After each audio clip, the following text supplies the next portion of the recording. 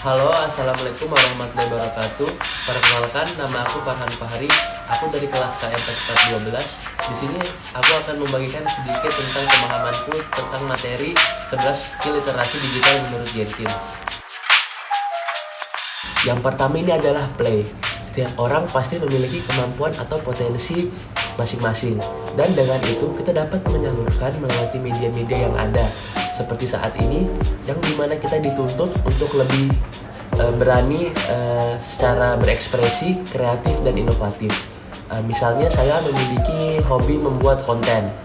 Saya memiliki akun YouTube. Di dalam akun YouTube itu saya mengupload video mengenai distribusi informasi dan cara melawan COVID-19.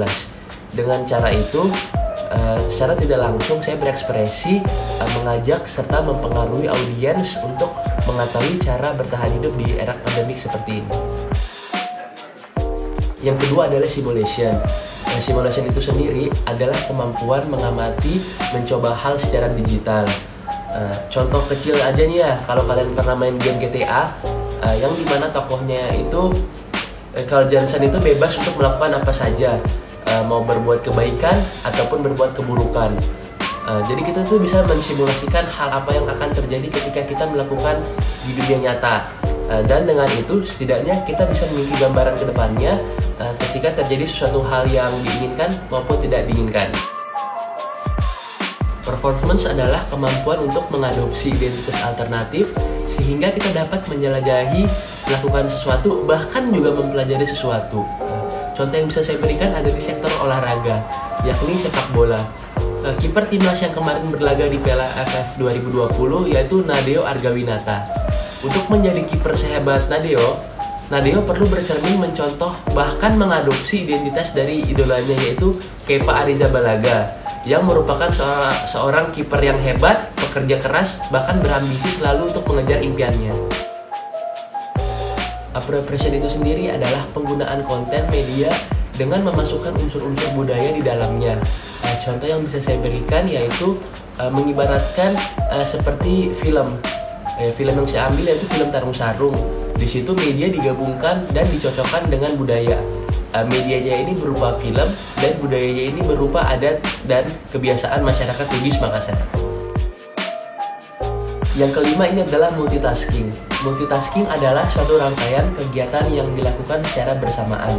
Seperti contohnya yang paling dekat dengan kita, mungkin kalian pernah atau bahkan sering ya melakukan kegiatan Zoom meeting sambil melakukan aktivitas lainnya, mungkin sambil makan, mungkin sambil mengerjakan tugas ataupun kegiatan-kegiatan lainnya.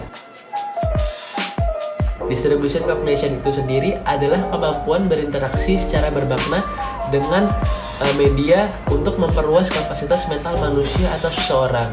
Contohnya itu ketika kita mendapatkan suatu informasi tentang web phishing atau situs-situs phishing lainnya, kita harus mengetahui lebih dalam dahulu apa itu phishing. Karena untuk menerima informasi itu tidak boleh sembarangan menerima, sehingga kita bisa tahu apa saja hal yang harus kita persiapkan dan kita lakukan ke depannya jika menemui situs ataupun terkena web phishing. Collective intelligence sendiri adalah kemampuan untuk membandingkan ide kita sendiri dengan ide orang lain untuk mencapai tujuan bersama dari konvergensi media. Nah, seperti misalnya pada tayangan Mata Najwa, dia membandingkan ide atau pokok pikiran yang ada. Tentu terkadang hal tersebut berlaku pro dan kontra. Judgment adalah tindakan mengevaluasi suatu informasi dan mementingkan kredibilitas dari sumber yang berbeda. Misalnya, ketika saya ingin menerjemahkan bahasa Inggris, tetapi saya membandingkan antara aplikasi Grammarly dengan Google Translate. Manakah yang terbaik dari kedua aplikasi tersebut? Pasti dari kedua aplikasi tersebut itu memiliki kelebihan dan kekurangannya masing-masing. Transmedia navigation adalah kemampuan untuk mengikuti arus informasi atau cerita di berbagai media. Misalnya, saya menggunakan Twitter ataupun Instagram untuk mengikuti apa saja yang menjadi pokok pembahasan terkini oleh masyarakat. Yang ke-10 ini adalah networking. Jadi ini adalah kemampuan untuk mencari, memilih, dan menyebarkan informasi. Misalnya saya memiliki aplikasi Twitter yang dimana informasi yang berguna untuk orang banyak, saya meretweet informasi tersebut ke halaman atau timeline saya sendiri. Yang terakhir ini adalah negosiasi. Negosiasi adalah kemampuan untuk menghormati atau menghargai keragaman yang ada dalam suatu komunitas. Jadi kita harus bisa mengikuti norma-norma yang ada di dalam komunitas itu tersebut.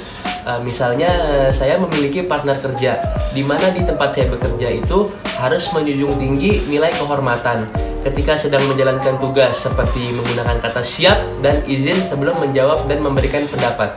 Nah teman-teman, tadi itu kan udah ada sedikit penjelasan singkat dari 11 skill literasi digital menurut Jenkins nih. Setelah penjelasan singkat itu, aku harap teman-teman semua yang nonton video ini dapat mengambil manfaat dan menerapkannya di kehidupan sehari-hari teman-teman sendiri. Mungkin itu saja yang bisa dapat saya sampaikan, kurang lebihnya mohon dimaafkan. Assalamualaikum warahmatullahi wabarakatuh. Bye-bye.